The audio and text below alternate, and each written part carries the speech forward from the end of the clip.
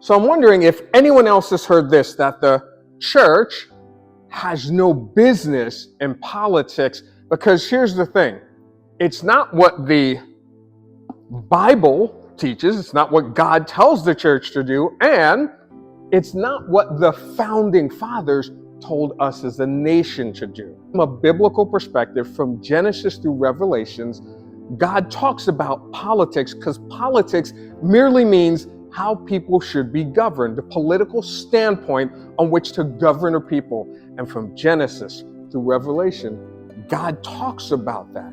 And he tells the church to be vocal about how God-honoring people and even people who don't know God should be governed by God's morality, God's justice, and God's righteousness, not a standard based on which political party you're in that changes every 4 years or changes depending upon which regime is in power, depending upon which nation you live in, but is dependent upon the unchanging standard of morality, righteousness, and truth that comes from God.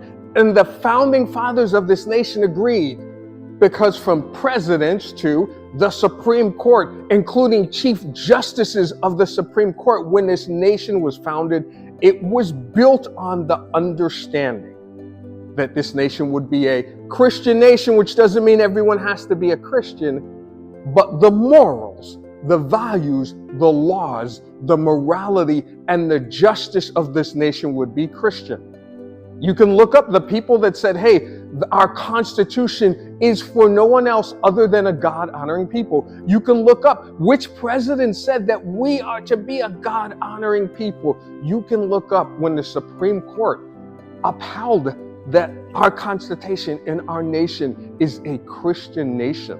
So this is not true according to the political people when our government was founded, and the church people when our church was founded.